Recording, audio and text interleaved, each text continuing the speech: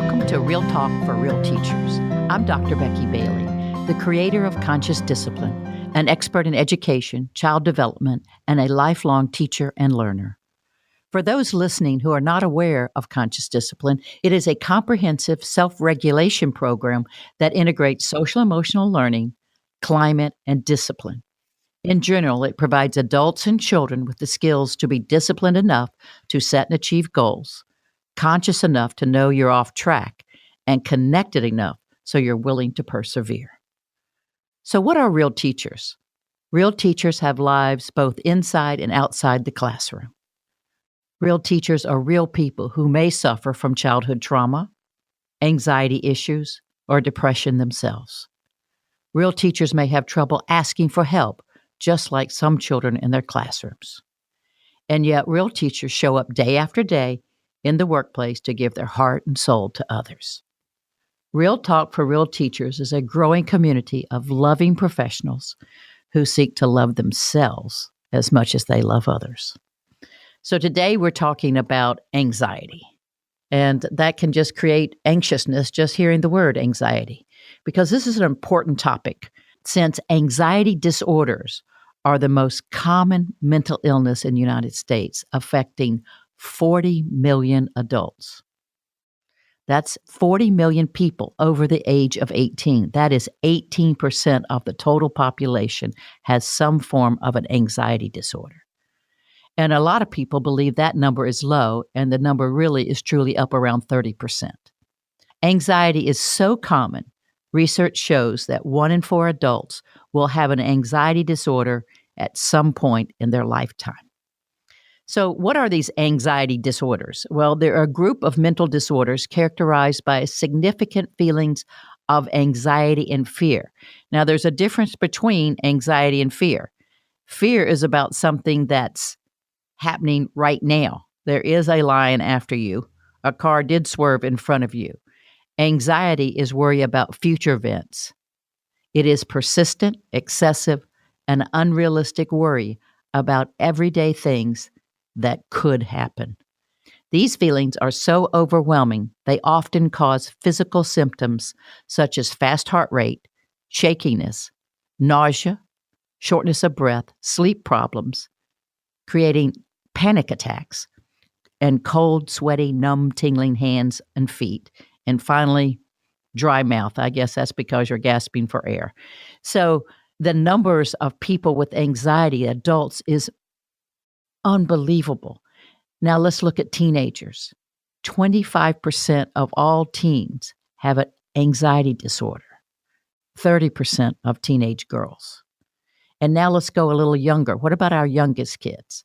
Well, for anxiety in children, it's called the master imposter because it can be very disruptive. We think of anxiety as this anxiousness and someone kind of curled in the corner and like, oh. Well, because anxiety affects the fight or flight response in the brain, the behaviors we see in young children can either be a flight response where you see children avoiding things or get very clingy, but you also see a fight response where they get very aggressive. So we don't usually think of aggressive children as having an anxiety disorder, but most often that is the case. So for kids with anxiety, any situation that is new, unfamiliar, difficult, or stressful counts as a potential threat. All new situations are like a lion chasing you into a corner. If anxiety seems like anger, you have to look for the physical signs, such as a racing heartbeat, a sick tummy, clammy skin, nausea, vomiting, shaking arms and legs. So you look differently. So we want to really be able to see the difference between an anger, frustration issue and an anxiety issue. So on children that have outbursts, you must look at the physical symptoms to see the difference. There are about 11 types of anxiety in children. They all have one thing in common: worry. Some children have separation anxiety when a parent drops them off. Social anxiety, faces themselves create anxiety within them. Some children have selective mutism. They only talk at home. They don't talk in front of others. Some people have generalized anxiety disorder, which just worry about many things. And we also have hoarding disorders, and that allows us to make wonderful TV shows for everyone to watch. So today we're going to talk with someone who knows anxiety firsthand. She herself has had anxiety. She's watched it through her parents, and she's helped her daughter through anxiety. So today we're talking with Jill Molli. And Jill's worked in public elementary schools for 10 years as a teacher and a counselor. She has her BS in elementary education and her MS in counseling. She's a sought-after master conscious discipline instructor all over the country, and she's been doing that for 15 years. So, Jill, we can't wait to hear what you have to share with us. So welcome to Real Talk with Real Teachers. Hi, Becky. Feeling a little anxious, are you? I'm doing pretty good. Just messing with you. So tell us firsthand your own experience with anxiety as a child, maybe watching it with your parents or your own experience. So what has been your kind of life with anxiety? So I would say as a little girl, I didn't realize or recognize that my parents had it. My parents were both smokers. So now as an adult, looking back, that was probably a tool that they used to regulate some of that. But my anxiety all was wrapped around, at some level, separation anxiety, what you shared earlier. So leaving my mom in kindergarten, leaving and going to a friend's house was a very, very anxious for me. And it would cause lots of physical symptoms that always left me in the bathroom. And so the only place that I felt safe was I knew I was going to get sick one way or the other. And so I needed to be in the bathroom. So there was the separation. But I also had, as I got older, anxiety about really kind of perfectionism, anxiety that I wasn't going to get 100% on my spelling test. I remember very vividly when I was in third grade, I threw up every Wednesday. And those spelling tests. I know, gal, darn. And so, and that teacher, you had to write in ink pen because you couldn't make a mistake. So that was a little more anxiety provoking. And so my mom was a teacher.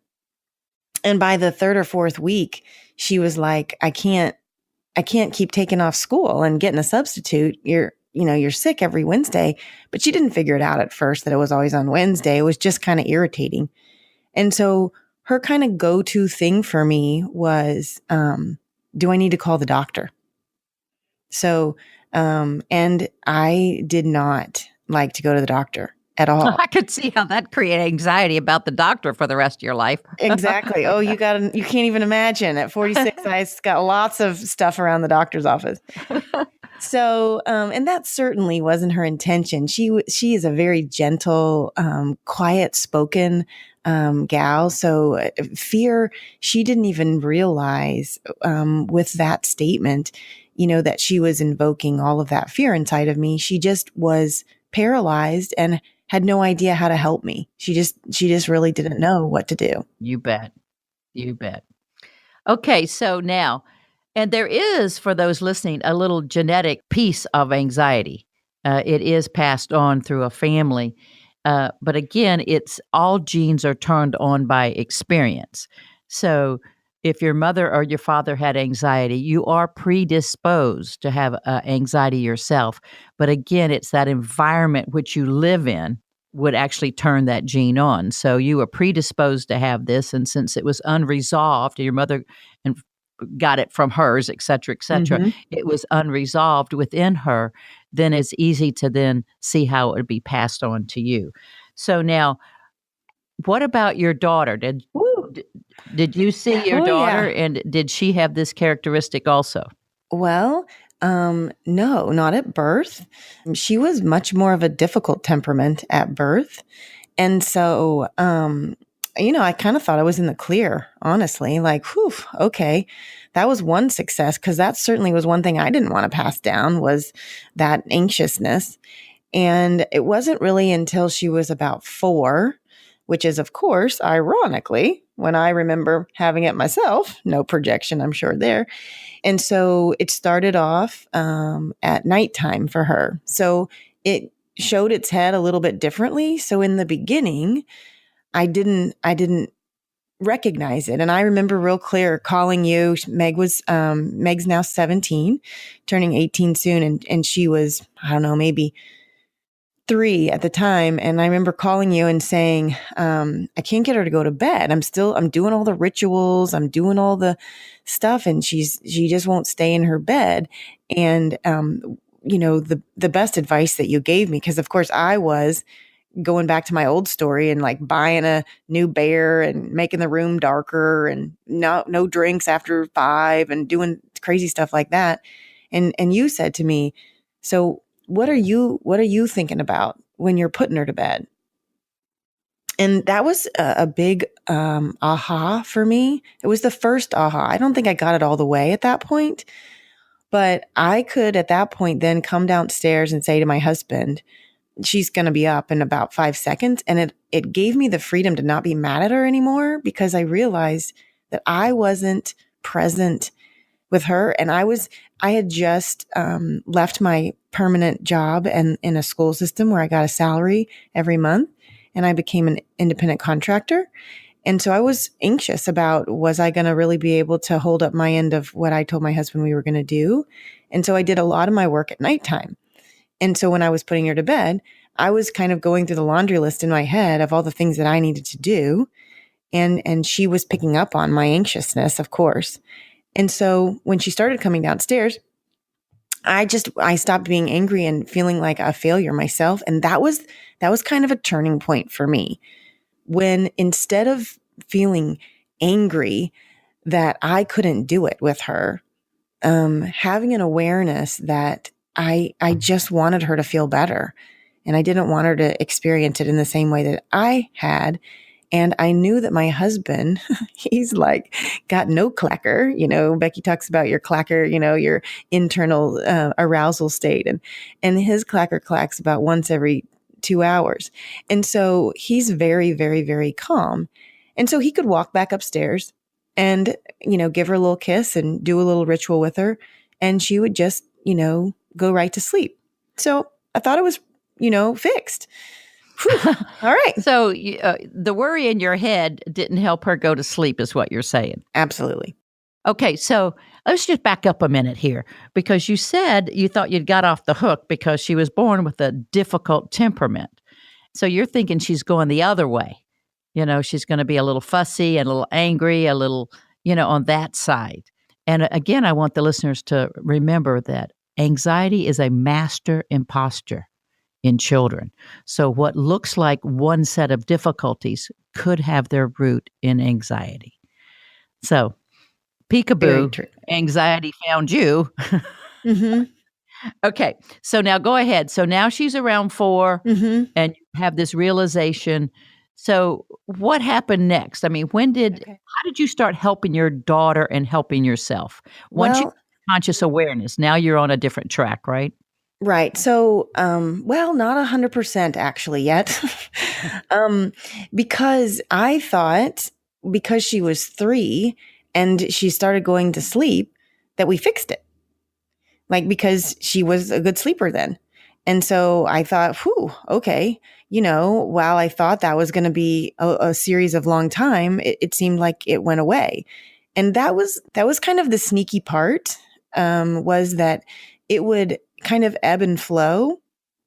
And sometimes that would catch me off guard. And so it was probably, maybe 3 or 4 years before it really showed its face in a big way again. She was probably 7 or 8 years old. And I was blessed working for Conscious Discipline. And so I took my family with me on some of the trips that I would go on. And that was when it really started to show its face. I would bring her with me to the Conscious Discipline Institute that was 7 days in Florida. And all of a sudden, she would be up at 11 o'clock. We'd put her down. She'd go to sleep. And at 11 o'clock, she's at the side of my bed, and her body is shaking like tremor. I mean, like her whole body is shaking. And she would say, "I'm going to be sick. I'm going to be sick." So, of course, for me, that was super hard and super triggering because I wanted to ignore it because I really felt like a failure. Because I just wanted with all my heart for her not to have to experience that struggle. That you've experienced. And so for the listeners now, let's put this together. Remember, anything new is very, very difficult for people with anxiety. So it was kind of laying low within Meg. And then Jill's going to take her to a new place with new people in a new hotel with a new routine, with a new this that was grander than probably she had experienced in her life. Would you say that's true? Agreed. Yeah. So then it kind of could come out more and show its little head. And the beauty is that gives you an opportunity now to truly deal with it. So what happened at that point? So, luckily, I was with you. And that worked out really well for us. And so at that point, I didn't realize what you just said. I didn't realize that it was the new hotel, the new city, the new experience, the bigger experience, lots of people. I really just hooked it to the plane because that's what she talked about. So she just talked about the plane. And so that's kind of, I got narrowly focused. And so that would be a big suggestion of mine for folks is not to get lost in the words, to really hear the message from whatever the experience is that you're going to. So anyway, so we go work with you, and so the first thing that you suggested that I do is I name it with her, and we had never even considered doing that, and so she named it the funny feeling. And it was amazing. Just even in that week, she could quickly be able to delineate, was she ill or was she having the funny feeling? Like really fast, she knew the difference. So then when we knew that it was the funny feeling, we would begin to, use some strategies and some tools. So what I realized when I was asking her what was upsetting her, what I actually realized after Becky asked us to acknowledge that feeling was I was asking her to think about her feeling instead of to just feel her feeling and regulate the feeling. And that shift made things very quickly begin to change. And she really began to manage and regulate those feelings significantly differently after that. If you can imagine this, thinking about why you're anxious, in essence, is like a panic attack in a bottle. Here was what I didn't realize probably until maybe, gosh, I don't know, 2 years ago. She's 17, so, I'm a little bit of a slow learner. But what happened was when I was with her in Florida, my husband wasn't with us.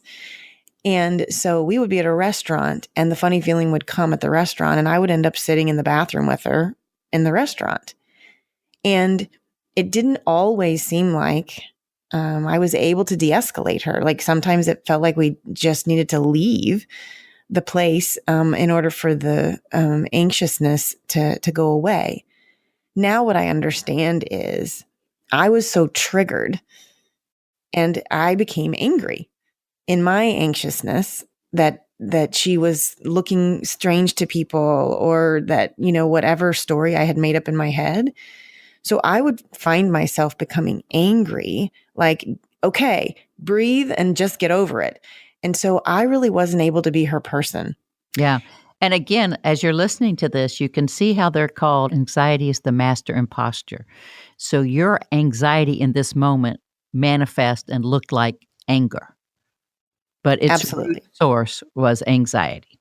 Absolutely. And I think that the other thing that folks need to really understand is while you were guiding me, the struggle was part of my growth. Like I needed for it to not go away right away so I could really learn about myself and not just try to fix her. And so while I was using all of those steps with her, it finally clicked one day when I was at home that I couldn't do it for her.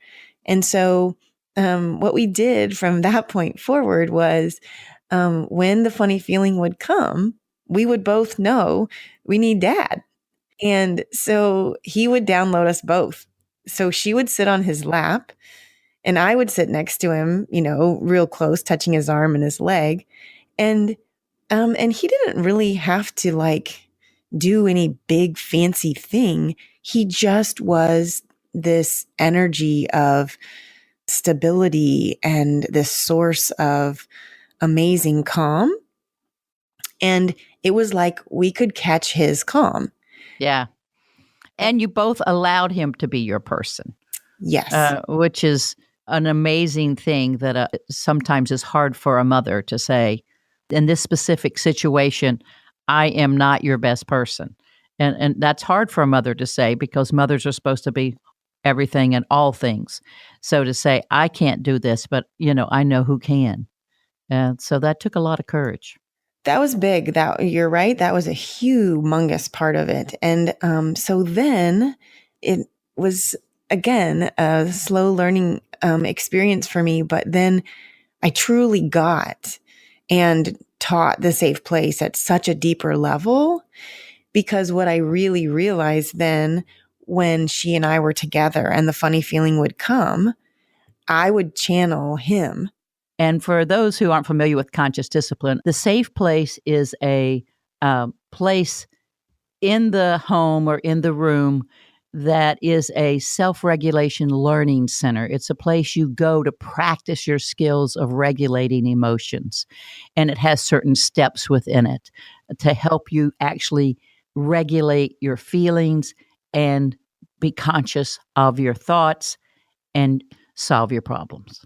And so I could become a safe place for her because I could channel him. And, once you shared that the safe place isn't about breathing, and it's not about, a cozy chair, it really is about being able to experience that feeling again and in another place. And let's go back, stop right there. So that safe place then is the ability to experience that feeling and a safe energy that allows it to be. Is that what you're saying? mm-hmm. Okay. And so I'm going to back up just a hair. So as you're learning this, you're sharing with our listeners a very, very important process, that you have to be co-regulated before you can ever learn to self-regulate. And what your husband did for you is he gave you that experience of co-regulation.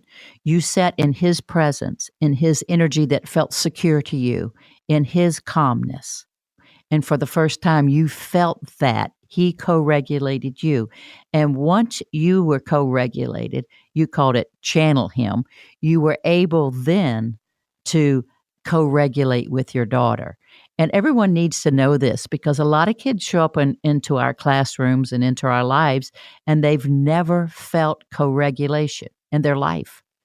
And so until we offer it to them, until we can co-regulate them, they will never learn to self-regulate. And we can stand in front of them till we're blue in the face going, breathe with me, trying to get them to do some kind of breath when we're anxious, angry, or an unstable force in front of them, and it will never, never be helpful. So it's interesting and very powerful that you were able to sit with her and be with her and help her regulate anxiety, because a lot of people want to ask this question: what is this anxiety about? Why are you anxious? Do you know why you're anxious? What is it that you're worried about? And those questions ask you to analyze an emotion. And when you analyze something, you're in the higher centers of your brain. You're thinking about an emotion. You can't think an emotion away. You have to be with it and allow it to run its course and help it in a physiological way through your strategies of breathing and relaxing. Thinking about anxiety is worrying about anxiety. So we're doing exactly what makes it worse. So no need to ask your child, why are you anxious? What are you anxious about? Have them name it and teach them how to regulate it. Okay, so now you've learned how to co-regulate from Dennis, your husband, and now you're able to offer it to your daughter. So take us from there. Well, so it was at this point, I was doing a training somewhere else and I was teaching something, and you brought another point that I think is real critical for listeners, because what was confusing to me was I just kept saying to you, like, where did this come from? Like, did I have a specific, I don't recall a specific trauma. And one thing that you had mentioned was that when it was likely that when, because my memories of my mom are that she always held me. She always, so I was never not held, but there's a difference between holding someone and co-regulating them. And so she had such an anxious energy that while she was absolutely keeping me safe, she wasn't emotionally able to help me regulate. And not because she was not trying hard, because she was trying hard. And I think that teachers need to understand when they say the safe place isn't working, that sometimes they have to look inside themselves and really notice, is their stomach anxious when the child starts to erupt and they start to try and use the safe place. So I just think that that's just an important point, is that my mom didn't do it wrong. She just wasn't able to access her ability to calm her own self. And I think that that's just important. It's not like I was the neglected child. And you got to think about this, that your mother had been to a certain age, and there's a good chance that it's either her mother or her father. She was never co-regulated. So she couldn't offer what she never experienced, no more than you could offer what you hadn't experienced, until you discovered it with your husband, how he was co-regulating. You go, oh, I get it. That's what it is.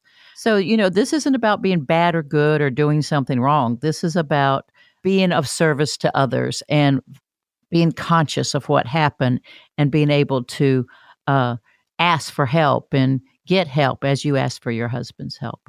Exactly. And so what happened from there was it seemed pretty smooth sailing again for a lot of years, maybe 3 more years. And then all of a sudden, Meg was playing competitive soccer and she was getting these terrible leg cramps. So we were looking up on Googling, eat bananas, stretch. And it was interesting, when I was on the sideline, I would become embarrassed because she would ask to be taken out of the game. And it was usually, of course, it took me a minute to figure this out, like 3 games, but it was always when things were really intense, and it was bad timing to ask to be taken out because you could, cause the other team to win because you're not whatever. And so 3 games after we're doing all these bananas and stretches and all of that, I looked at her and I said, oh my gosh, do you think this is the funny feeling? And she was in 7th grade. And she was like, oh my gosh, Mom, it is. It totally is the funny feeling. And I said, it makes sense, right? Because it's an intense time. So your point about that it continues to come back, that, in the beginning, I didn't recognize that because it seemed like she conquered it. And so, like, dust your hands off, you're all done with that. But then what was so cool, after we had co-regulated, then she didn't even need me or Dennis. She was able to flip that feeling, like in moments, like on the field, just by knowing it was the funny feeling. What worked for her, and I think everybody has a different tool, but what worked for her was a little mantra. So Becky, you gave me a little like credit card thing that said, I'm safe, I'm calm, I can handle it. And that just was always her little mantra. And so she would just, kind of center herself, and I would see her out on the field kind of doing it. And then she just right back. I mean, she didn't even have to go out of the game. And now she's a senior in high school and phenomenal. I mean, gosh, I think to myself, I wish I could be like her when I grow up, because I'm still a second language learner of conscious discipline. So while I don't have to take medication or anything like that for anxiety, I still wrestle with it a lot. And so people are coming over for Thanksgiving and I'm running around like crazy and putting things down in a huff. And she'll walk up to me and put her arms on my arms and say, Mom, we got this. It's all good. Just breathe. And I got to tell you, when I was growing up, when my mom ran around the house like a crazy loon, we were like, get away, Mom's crazy today. We weren't going up to her and seeing it as a call for help. We just didn't see it that way. We were like, scatter. She's crazy right now. And so it is just so inspiring to me that it is just who she is. I was at one of her dance meetings and they were giving out funny names to people and they call her the mom. And they said because she just is calm no matter what, no storm, shakes her boat. And she's always the one that they go to. So now she's just a huge service to kids, and even better, when she graduates, she plans to go to college and be a teacher. Well, there you go. So now, how has all this experience, in kind of a short sum up, how has all this helped you with the children that you see in the classroom and the teachers you see that may have anxiety? We got 40 million adults with anxiety disorders. How has that helped you with others? Oh, wow. I mean, the empathy that I have for folks who come to me in the beginning and say, this isn't going to work, and this isn't going to work about the safe place, and this isn't going to work, and this isn't going to work. Now I know they don't need information from me. They don't need me to talk to them about what to hang on the wall or how many minutes a kid can be there. Can they go on their own? Like I used to in my early training days, I used to get caught in what they were asking me and not really hearing what they were needing from Yeah, me. you were going for the banana and the stretching again? Exactly. Yep, exactly.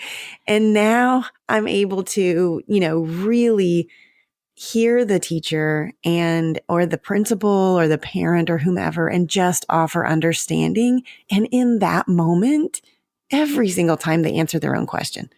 Yes. And so for those listening, all these or what if this happens? What if that happens? What if this? What if that? If you listen to that, that's worry about the future.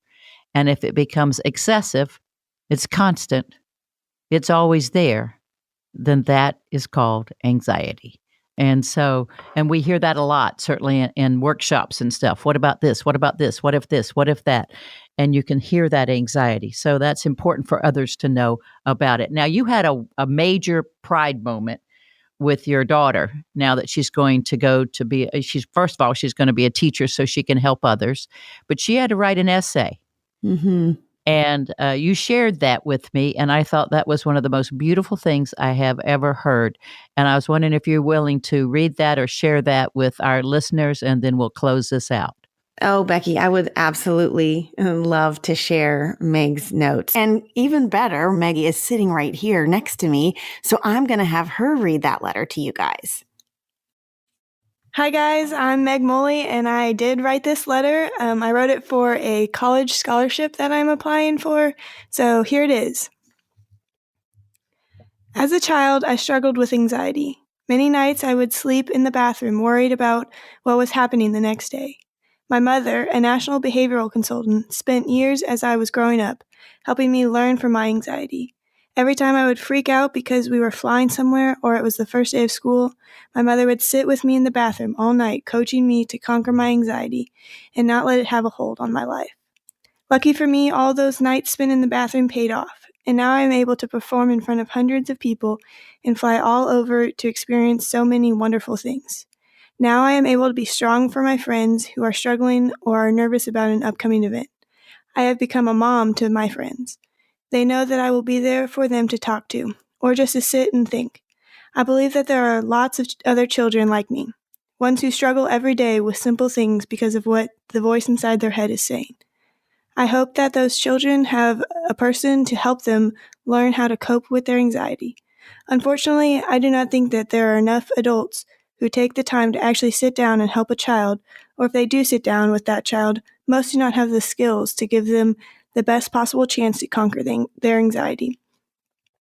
My mother started out as a teacher, but then found her passion as a national behavioral consultant because she found that while she wanted to help children directly, she also wanted to help them indirectly. She did this by going straight to the teachers and administrators, teaching them ways to help children regulate their behaviors so that in the future, when they are adults, they will be able to regulate on their own instead of relying on others. My grandmother was a teacher, my mother was a teacher, so some would say teaching is in my genes. I have always loved being with children. Ever since I was in middle school, I have known that I wanted a career that involved helping children in any way that I could. I have decided to study elementary education in college in the hopes of becoming an elementary school teacher and change as many lives as I can. As a teacher, my mission will be to be the nurturer to the children that I teach, like my mother was to me. I want to help them feel that they are safe and that they will get through it if they breathe and understand that they have the power and they can handle it. My mother has taught me a lot about myself and what is happening when I feel anxious and scared, and how to handle those feelings. Now that I know my body and how to regulate myself, I'm ready to pass that on to the children I teach. My passion is to lend a hand in whatever way that I can. If I can help one kid realize that they are in charge of their feelings and that they have the power to take control of their feelings, then I will feel as though I have won. So that's my letter. Thank you, Becky, so much for letting me share that with you guys. Now I'll pass it back to my mom. Wow. That kind of leaves me almost speechless as I hear her read that letter. I know, Becky, when I started this with her and she was 6 months old, the road felt so long then. I know that folks that are listening may be in the depths of it. And to be on the other side is just such an amazing experience to watch. And I just really hope that people can really honor that the struggle really is the growth, that Meg and I's relationship is incredibly strong because we kind of got in it all together and struggled through. And on the other side, the pride that I have to know that she can help her friends and ultimately that she wants to continue and be a teacher herself and do just what, you've taught me to do, which is continue to pay it forward. Well, that certainly is a beautiful compliment to a long journey and a generational journey where it actually stops with Meg. I just want to say, Becky, thank you so much for allowing me to share my story and Meg's story so that folks know that there's nothing bad or wrong about having anxiety. And the biggest piece of handling it is just acknowledging it. And once you acknowledge it, then you have a plethora of tools in front of you that you can use to regulate it and then pass those skills on to others around you. Beautiful. And I was going to ask you what the steps were for tomorrow, but you went ahead and told us what our steps are for tomorrow. And I think what a great gift. What a great gift that you're willing to share your story. Meg's willing to continue the story. And the folks listening get to benefit from the story. So, Jill, thank you so much for joining us and again for all you do. And for those listening, until next time, I wish you well. For more episodes of Real Talk with Real Teachers by Dr. Becky Bailey, visit consciousdiscipline.com/podcasts. You can also subscribe to this podcast on iTunes, Stitcher, or your favorite podcast app.